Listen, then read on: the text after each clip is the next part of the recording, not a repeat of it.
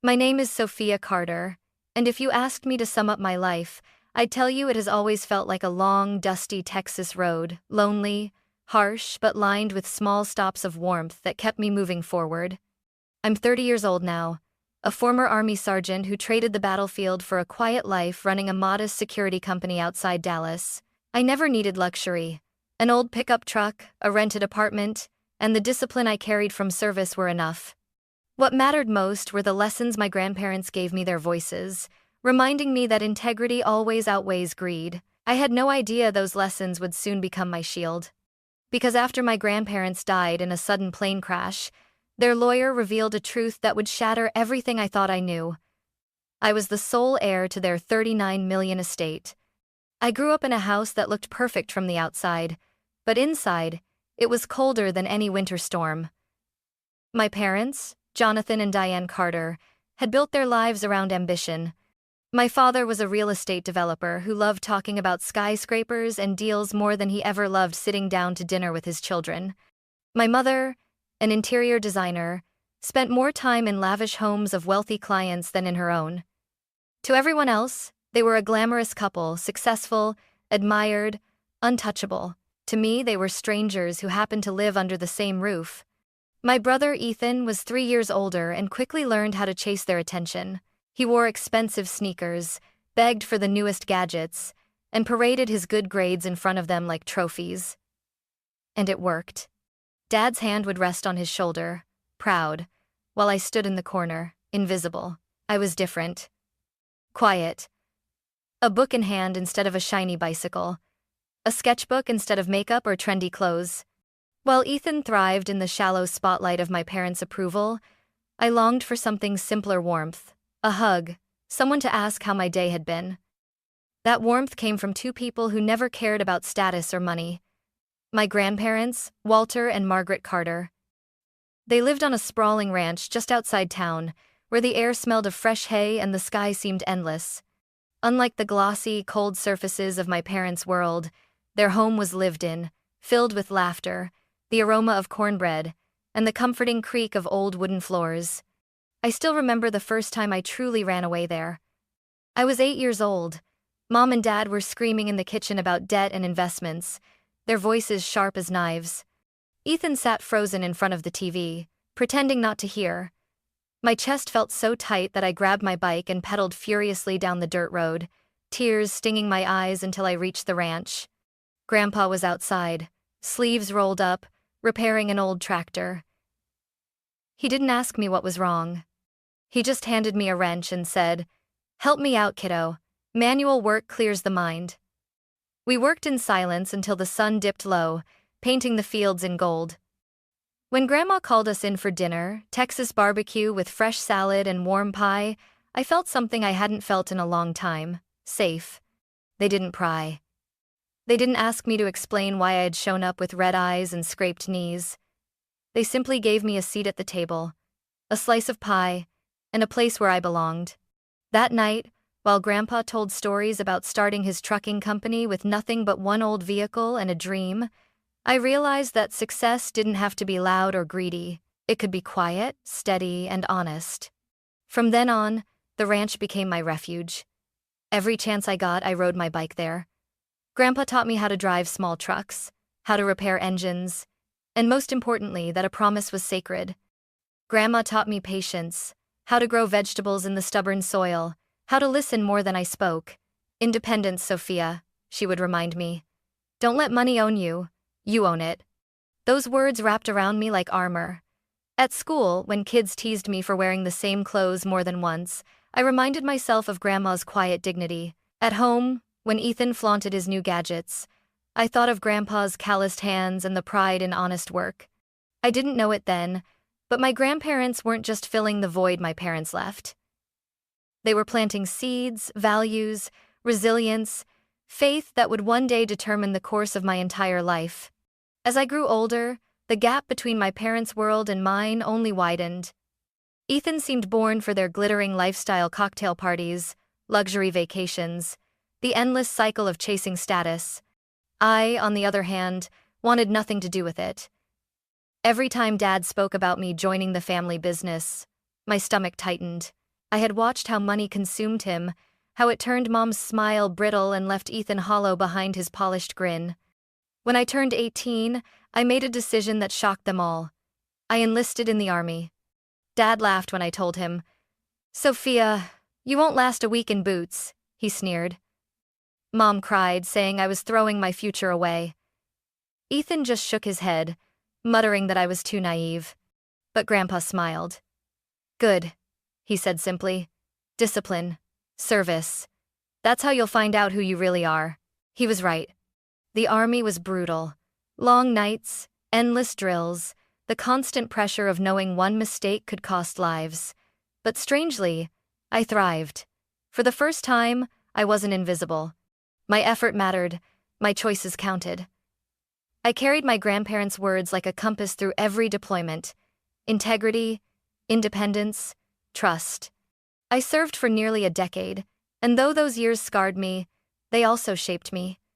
When I finally returned home, I didn't go to my parents' house. I drove straight to the ranch. Grandma wrapped me in her arms as if no time had passed. Grandpa, his hair whiter and his hands more worn, clapped my shoulder. "Knew you'd come back stronger," he said, and for once, I believed him. Instead of following my father's footsteps into real estate, I started small. With the savings I'd managed to put aside and a few contacts from my service years, I built a modest security company on the outskirts of Dallas. It wasn't glamorous, but it was honest. We specialized in protecting small businesses, diners, warehouses, mom-and-pop shops that couldn't afford big corporate contracts but still deserved safety. Life was simple. Wake up at dawn, work out, train my team, visit clients, return home exhausted but satisfied. I didn't need a mansion or a fancy car. My old pickup and a quiet apartment were enough. Still, no matter how busy I was, I called my grandparents every week. I'd tell them about the contracts we landed, the employees I was mentoring. Grandpa would laugh heartily through the receiver. "Remember, Sophia, security isn't just about locks and cameras. It's about protecting trust." Grandma always asked about my health, slipping in motherly advice my own mother never gave me. Those phone calls became my lifeline, a reminder that I wasn't alone in the world. And yet, beneath the routine, there was an unshakable truth. My parents hadn't changed. They still called occasionally not to ask how I was, but to lure me back into their collapsing empire. "Sophia, think of the family. Ethan's already helping. It's your turn." But every time, I refused, because I had already chosen my path, and I had no idea how much that choice would matter when tragedy struck. The call came on a gray morning, one of those mornings where the sky feels too heavy, as if it knows what's about to happen. I was at my office, reviewing security footage for a client, when my phone buzzed. It was my father. His voice, usually loud and commanding, trembled. "Sophia, your grandparents, their plane, it went down. There were no survivors." For a moment, the world blurred. My pen slipped from my hand, clattering onto the desk. I couldn't breathe. They weren't soldiers in a war zone. They weren't reckless adventurers. They were just going on a long-awaited vacation. How could something so ordinary end so violently? I drove like a madwoman to the ranch, my hands gripping the wheel until my knuckles turned white. Every mile dragged up memories. Afternoons fixing trucks with Grandpa, evenings baking pies with Grandma, their voices telling me to stay true. By the time I reached the ranch, tears blinded me. The house was filled with people, neighbors, employees from their company, even church friends. My mother sat in a corner, wailing. My father paced, his phone glued to his ear as he spoke urgently to someone about lawyers and assets. Ethan stood stiffly, his eyes darting around the room, already calculating, already scheming. The funeral was simple, just as they would have wanted. A modest service at the local church, no gilded displays, no extravagant show. But the turnout was immense. Hundreds of people came to pay respects. Truck drivers, warehouse workers, local farmers. They all shared stories about how Grandpa had once paid them out of his own pocket when times were tough, how Grandma had organized charity drives for struggling families. Listening, I felt both pride and devastation. But underneath the grief, I could sense something darker stirring. My father's eyes gleamed during the service, his words about continuing their legacy sounding hollow. My mother whispered between sobs, "At least we'll have something to carry on with." And Ethan? He couldn't even meet my gaze, as if he already knew what was coming. A few days later, we were summoned to the office of Matthew Harris, the family lawyer who had been my grandparents' trusted advisor for decades. The office smelled of old paper and stale coffee, its shelves lined with leather-bound books. I sat at the long wooden table with my parents, Ethan, and Uncle Mark, who had flown in from England. Even Samuel, the housekeeper who had served my grandparents for over 20 years, was there as a witness. My heart hammered in my chest. I wasn't thinking about money. I just wanted to know if my grandparents had left behind words for me, anything to hold on to. Matthew adjusted his glasses, his face grave. "This will was last updated 6 months ago," he began. "It leaves the entirety of Walter and Margaret Carter's estate, including their ranch, real estate holdings, shares in Blue Star Logistics, and cash reserves estimated at $39 million, to their granddaughter Sophia Carter." The room fell into stunned silence. I couldn't even process the number. 39 million? Me? My mouth went dry, and for a moment I thought I'd misheard. Then, the explosion came. "What?" my father roared, slamming his fist on the table. "This is absurd. She manipulated them." My mother burst into tears, her voice shrill. "Sophia, what did you do? Why would they cut us out?" Ethan's face twisted in fury. "How many times did you sneak out there? How did you convince them to choose you?" Uncle Mark sneered, his English accent sharp as a blade. "This must be a mistake. We'll challenge it. I won't sit back while a girl who runs a 2-bit security company inherits everything." I sat frozen, my ears ringing. I hadn't done anything. I loved them. That was all. Matthew raised his hand to calm the chaos. "Please, there is more. Your grandparents anticipated this reaction. They left behind a video message." He dimmed the lights, and the projector flickered on. My breath caught as Grandpa's familiar face filled the screen. Grandma sitting beside him, her hand resting gently on his. "If you're watching this," Grandpa began, his voice steady, "then Margaret and I have passed on. We made this decision carefully. Sophia is the only one who has lived by the values we tried to teach: integrity, independence, honesty. She never came to us with her hand out, never treated us as a bank account. She cared for us as family, not as fortune." Grandma's eyes glistened as she leaned closer to the camera. "We love you all, but we have seen the truth. Johnny, Diane, Ethan, Mark, you borrowed and promised but rarely repaid. You chose greed. We cannot leave our life's work in those hands. We trust Sophia to protect this legacy, not just for herself, but for the community." The video ended. Silence pressed down like a weight. My father's face turned purple. "They were insane, senile. We'll sue." Ethan shoved back his chair. "Sign it over, Sophia. We'll manage it together. Don't be selfish." "Eivor." Uncle Mark leaned forward, his eyes glinting. "If you have any sense, you'll divide it fairly before this becomes ugly." I found my voice, trembling but firm. "No. This was their decision. I'll honor it." The room erupted again, but inside me, a line had been drawn. I wasn't just their granddaughter anymore. I was the guardian of everything my grandparents had built, and the storm had only just begun. The days that followed the reading of the will felt like walking through a minefield. Every step I took, every call I answered, carried the weight of my family's rage. My father was the first to strike. He called me that night, his voice dripping with false calm. "Sophia, listen. This inheritance, it belongs to the family. Your grandparents were old, confused. You know they didn't mean to cut us out. Just sign over the company shares, and we'll handle everything." I clenched the phone so tightly it hurt. "No, Dad. They knew exactly what they were doing, and I won't betray them." The mask slipped. His tone turned sharp, threatening. "Don't be stupid. If you refuse, I'll drag you through court until you have nothing left. Don't forget I'm your father. You owe me." The call ended with my hands shaking, but my resolve intact. The next morning, It was my mother. She cried so hard I could barely make out her words. "Sophia, please. Don't you love us? Don't you see how much your father is suffering? We're drowning in debt. Ethan is under pressure. We need this money. Just a portion." Her sobs cut into me like knives. For a moment, guilt clawed at my chest. But then I remembered Grandma's words. "Don't let emotions cloud your principles."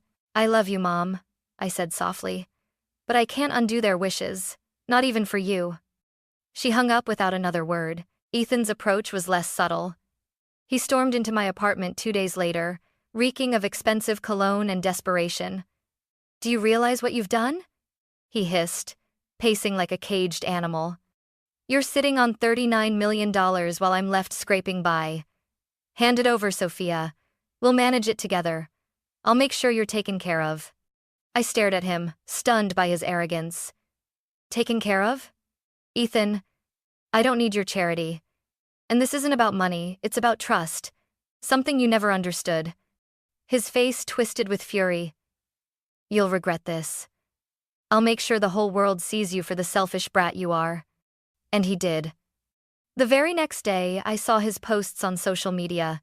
Vague accusations that I had manipulated our grandparents, whispers of ungrateful and heartless aimed squarely at me. But it wasn't just Ethan. Uncle Mark began sending long, carefully worded emails from his hotel in Dallas. "Sophia, be reasonable. If you divide the estate equally, everyone will benefit. It's only fair. Refuse and I'll involve international lawyers. This could drag on for years. You don't want that burden." His words oozed professionalism, but I could see the greed behind every line. I wrote back once, simply, "The will stands. My answer is no." After that, I ignored him. One by one, they came at me: pleas, threats, manipulation. Every attack chipped at my heart, but none of them broke me, because beneath the noise, I kept hearing Grandpa's steady voice. "Sophia, the truth is your strongest weapon." Still, I won't pretend I wasn't afraid. Lying awake at night, I pictured them banding together, showing up at the ranch, dragging me out of the villa I had just inherited. My phone buzzed, constantly messages from my father promising lawsuits, Ethan threatening to destroy my reputation, my mother begging me to think of the family. I stood at the edge of a storm, and I knew it was only a matter of time before they came for me face to face.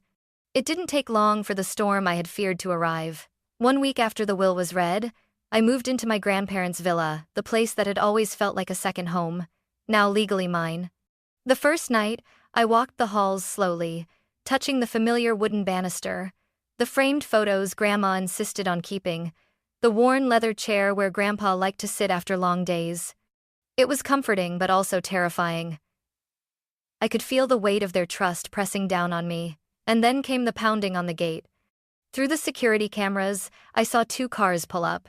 My parents stepped out first, faces flushed with anger. Ethan was behind them, his jaw clenched tight. Uncle Mark emerged from a rental car, polished as ever, a smirk tugging at his lips. They didn't come with flowers or apologies.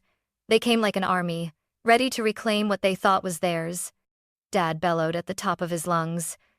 "Sophia, open this gate right now. You're living in our house, sitting on our money. Enough games." Ethan slammed his fist against the iron bars. "Come out, you coward. You think you can hide behind lawyers?" Mom's voice shook, but her words were sharp. "Sophia, sweetheart, just open the door. Let's handle this as a family." But I wasn't alone. When I stepped out onto the porch, they froze. Beside me stood Matthew Harris, my grandparents' trusted lawyer, briefcase in hand. Sheriff Ramirez, the local sheriff who had known my grandparents for decades, leaned against his cruiser parked in the driveway. 2 uniformed deputies flanked him, and behind me, in the shadows of the porch, were 3 of my old army comrades, men and women who had served beside me overseas, standing tall, arms crossed, silent but powerful. The sight made my father falter for just a moment, but his pride wouldn't let him back down. He pushed through the gate as the deputies reluctantly let them in. The villa's living room became a battlefield. My family spread out on one side, voices raised, faces twisted with greed. I stood on the other, flanked by the people who represented law, loyalty, and truth. Dad was the first to attack. "This will is a joke. Your grandparents were manipulated. You've brainwashed them into giving you everything. But this house, this company, this fortune, it belongs to all of us. Hand it over, Sophia." Ethan stepped forward, his phone in hand. "I've already posted online. Everyone knows you tricked them. Do you want to see the comments? People think you're a thief, Sophia. A disgrace to the Carter name. You'll lose in the court of public opinion, even if the law sides with you." Uncle Mark adjusted his cufflinks and added coldly, "You can't fight us forever. I have lawyers in England ready to file suit, years of litigation. You'll be buried in debt. Is that what you want?" Their words hit like bullets, but I refused to flinch. Matthew spoke first, calm but commanding. "The will is airtight. There are medical evaluations proving Walter and Margaret were fully competent. The trust fund makes the inheritance untouchable. Legally, Sophia is the sole heir. Any challenge will fail." Sheriff Ramirez crossed his arms. "And let's be clear, if anyone tries to forcibly remove her, you'll be facing criminal charges. This is trespassing at best, attempted theft at worst." My family scoffed, but I could see the flicker of doubt. I stepped forward, my voice trembling at first but growing stronger with each word. "This isn't about money, it's about trust. Grandpa and Grandma saw the truth long ago. They knew what greed had done to this family. That's why they chose me. And I will honor that choice, even if it means standing against all of you." For a heartbeat, silence fell. Then Ethan exploded. He lunged toward me, finger jabbing in my face. "You're nothing, Sophia. You think being a soldier makes you better? You're a parasite. Hand it over." My army friend Mike stepped between us in an instant, his presence like a wall. Ethan froze. Realizing he wasn't facing his little sister anymore, he was facing a soldier backed by comrades who knew how to stand their ground. "Back off," Mike said quietly, his tone like steel. Ethan faltered, his bravado cracking. Mom tried again, tears spilling down her cheeks. "Sophia, please. We're your family. We need this. Without it, we'll lose everything. Don't you love us enough to share?" My throat tightened. Part of me wanted to crumble at her words. But then I remembered sitting at the ranch table, Grandpa's voice in my ears. Family must be built on respect. Without it, blood means nothing. "I do love you, Mom," I whispered, my voice shaking. "But love doesn't mean giving in to greed. You broke their trust." The room erupted once more, accusations, curses, threats. Dad shouted that he would sue me into the ground. Ethan swore he would ruin me publicly. Uncle Mark sneered that I was too naive to survive this battle. And then I did something they didn't expect. I opened the folder Matthew had prepared and laid it on the table. Inside were copies of loan records, unpaid debts, and even video footage my grandparents had kept of past arguments, proof of every broken promise, every instance of exploitation. "This," I said firmly, "is the truth. If you push me, I'll take it public. Reporters are waiting outside this very gate. The world will know who you are." Their faces drained of color. For once, they were the ones cornered. The tension was unbearable, the air thick enough to choke on. My father's fists trembled at his sides, Ethan's face burned red, and Uncle Mark's smirk vanished. Mom sobbed quietly, staring at the floor. I looked at them one by one, my voice steady. "This villa, this company, this legacy, it isn't yours anymore. And it never will be." The deputies shifted slightly, the sheriff's gaze hard, my comrades unyielding beside me. My family realized the truth. Their intimidation had failed. Finally, my father spat on the floor, his voice a growl. "You'll regret this, Sophia. You've chosen your side. Don't expect mercy when we come back." They stormed out, slamming the door so hard the glass rattled. I stood frozen in the silence that followed, my heart hammering. Mike placed a hand on my shoulder. "You did good. You didn't back down." But as I looked around the villa, the place filled with memories of love, laughter, and lessons, I felt both victorious and hollow. My family had become my enemies. The inheritance wasn't freedom, it was a battlefield. and the war had only just begun. The villa was silent after they stormed out, but the silence wasn't peaceful. It was heavy, vibrating with all the venom they had left behind. I stood there in the living room, fists clenched, listening to the echo of my father's threat. "You'll regret this." For a moment, doubt crept in. Was I being selfish? Was I really turning my back on my family? The questions gnawed at me until Samuel, the housekeeper who had served my grandparents for over 20 years, stepped forward. "Miss Sophia," he said gently, "they prepared you for this. They knew it would come to this point, but they also knew you would be strong enough." His words steadied me. That night, I sat with Matthew, my lawyer, at the kitchen table where Grandma once brewed tea. We drafted a document, clear, simple, ironclad. It outlined conditions for anyone in the family who wanted access to the legacy. Respect the will and trust with no disputes. Cease all threats, lawsuits, or defamation. Return all items taken from the villa after the funeral. Any support they received would go only through approved, charitable, or community projects, never as direct cash. Anyone unwilling to sign would be cut off completely. It wasn't about punishment. It was about drawing a line, giving them one last chance to prove they could be more than their greed. 2 days later, I called them back to the villa, this time with Sheriff Ramirez, Matthew, and Samuel present as witnesses. When my parents, Ethan and Uncle Mark, entered, their faces were hard, already braced for another battle. I handed them the document. "These are the conditions. Sign it and we can move forward together, under the legacy Grandpa and Grandma intended. Refuse, and you'll be excluded completely. No access to the ranch, no share of the company, no support. The choice is yours." My mother's hands trembled as she picked up the papers. I could see the war inside her, desperation clashing with pride. "Sophia, do you really mean to cut us out entirely?" I swallowed hard. "I don't want to. But I will, if you leave me no choice." Dad ripped the document from her hands, his voice a snarl. "This is a trap. We don't need your charity. You think you can dangle crumbs in front of us like we're beggars? Never." Ethan leaned back in his chair, smirking.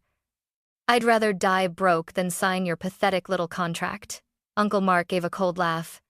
"You're too naive, Sophia. You think a few signatures will protect you? This won't end here." I looked at each of them, my chest tight, but my voice steady. "Then it's decided. You've made your choice." I gathered the unsigned papers, slid them back into the folder, and nodded to Matthew. "File the complaints. Every stolen item, every piece of evidence, they go to court." The explosion was immediate. Mom burst into tears, begging me not to do this. Dad's face turned purple with rage. Ethan muttered curses under his breath. Uncle Mark stood, muttering something about international lawsuits. But they had no power left. When they left that day, slamming the villa doors once more, I knew it was over. Whatever bond of blood we had was severed. There was no family left, only adversaries. That evening, I walked to the backyard where my grandparents were buried beneath the old oak tree. The sky was streaked with orange. The ranch bathed in quiet light. I knelt beside their graves, tears spilling freely. I tried, Grandma, Grandpa. I gave them a chance, but they chose greed again. "I'll protect what you built, even if it means standing alone." The wind stirred softly through the trees, as if whispering their approval. For the first time since their death, I felt something other than grief. I felt clarity. This inheritance was never about $39 million. It was about a legacy of principles. And now, with the final break behind me, I was free to guard it without hesitation. The battle with my family had ended, but my true work, the work they entrusted to me, was only beginning. In the weeks that followed the final break with my family, the villa became both a sanctuary and a reminder of my burden. The room still carried Grandma's lavender scent, and Grandpa's boots still sat by the door. I walked past them every morning, a silent oath echoing in my mind. I will protect what you built, but protecting wasn't enough. If I only locked the doors and clung to the past, then their legacy would wither. They had trusted me not to hoard, but to grow. So I began. The first step was organizing the chaos. With Matthew's help, I audited every part of the estate: properties, investments, debts owed to the company. It was overwhelming, like staring at a puzzle with 1,000 mismatched pieces. Yet, little by little, the picture became clear. Blue Star Logistics, the company Grandpa had started with a single truck, was thriving but vulnerable. Competitors circled like sharks. The ranch, though profitable, needed modernization. And then there were the charities Grandma had quietly supported: hospitals, schools, families in crisis. Without her, many of them would soon struggle. I could hear her voice in my head, "Don't let the roots dry up, Sophia." So, I made a choice. I restructured. I appointed a new board of directors at Blue Star, people Grandpa had trusted, not those who only saw dollar signs. Veterans I had served with joined the security division, bringing discipline and loyalty. I poured money into upgrading the ranch, new irrigation systems, sustainable farming methods, turning it into a model of responsible agriculture in Texas. And most importantly, I established the Walter Margaret Carter Foundation. Its mission was simple: to continue the quiet generosity my grandparents had practiced all their lives. Scholarships for underprivileged students, grants for small businesses trying to stay afloat, support for military families who, like me, knew the invisible scars of service. The first time I stood at the podium to announce the foundation, I was terrified.